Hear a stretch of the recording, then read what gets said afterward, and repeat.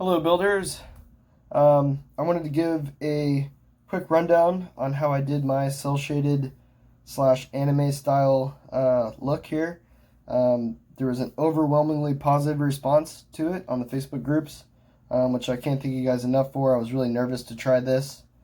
Only my first couple builds, but I really wanted to try something different. I was inspired by quite a few different artists that I found on YouTube who do this cel shaded anime style. These people do incredible work, and I'm by no way saying that I can achieve anything like that. This is really just kind of getting started into the idea and kind of doing something a little different with my first couple kits here. So first I'm going to go over the tools, and then we'll go over the techniques. So thankfully the tools are incredibly simple. You need your ultra fine point Sharpie and fine point.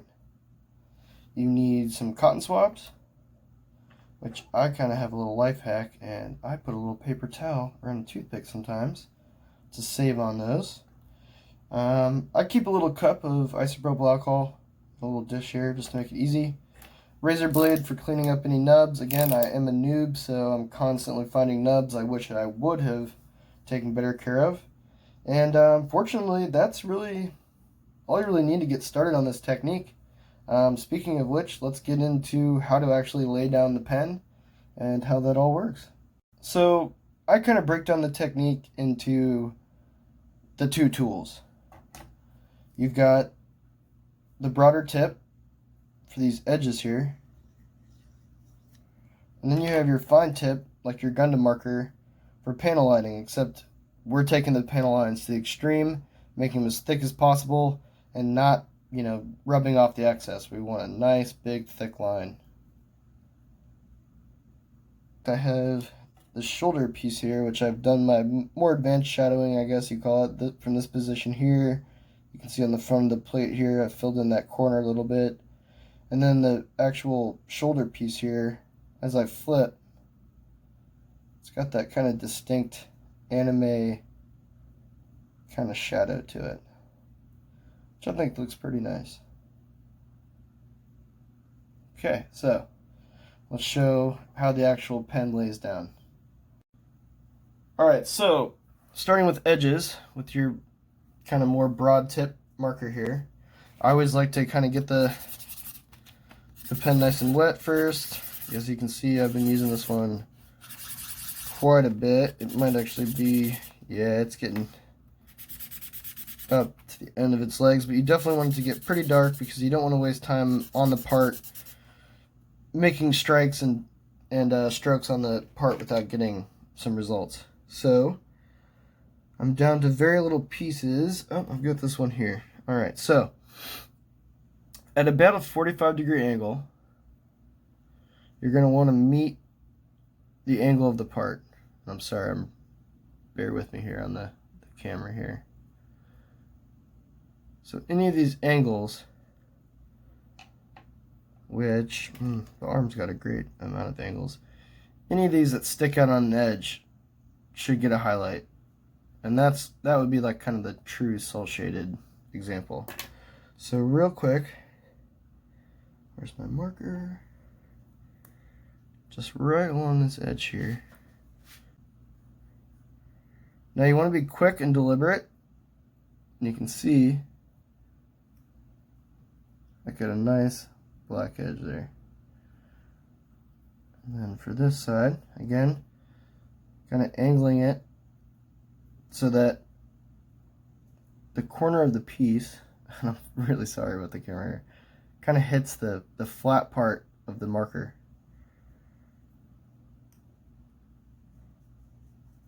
Couple back and forth until that black line pops, and then let off. The biggest thing you're going to run into is just overdoing it, and then the line's going to get too thick, it's going to get sloppy, it's going to look weird. The fastest thing you're going to learn doing this technique is when to stop, and it's the hardest thing to learn. So I'm going to follow this up into the vents here, running that tip along the edge. Thankfully the edge of the part's going to really help keep the marker where it needs to be. So I've gotten it pretty much around the part here. But the biggest part here that's really going to show it is when we connect this bridge here. And then bam. Now it really pops.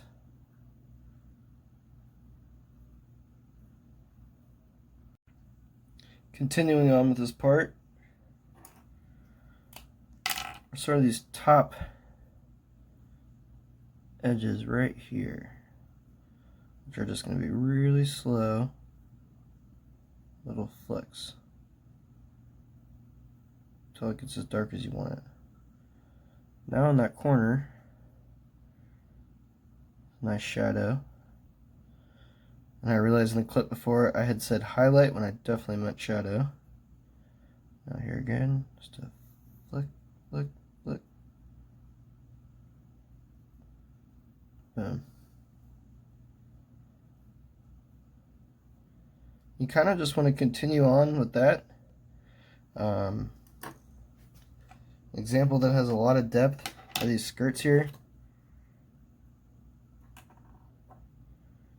Not only do you have a ridge here at the top, you have one on the bottom, and then these smaller ridges, instead of filling them in with black, I kind of gave them a more three-dimensional sort of look, which I think came out great.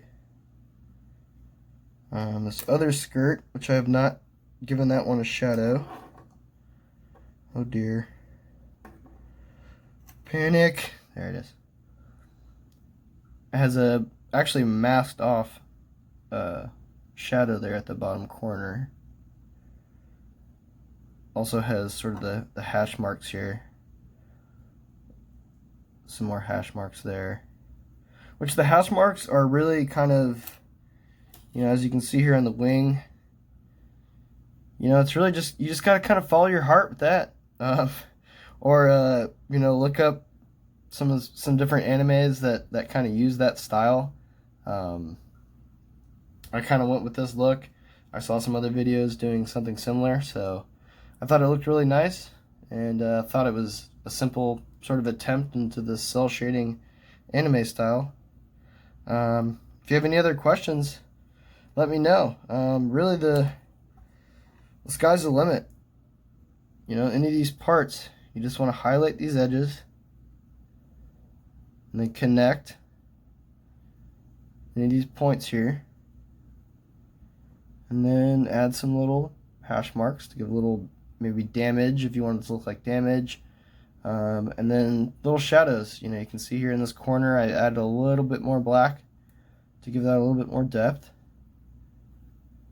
And yeah, that's really it. Give it a try, let me know what results you get, and can't wait to see it. Thanks.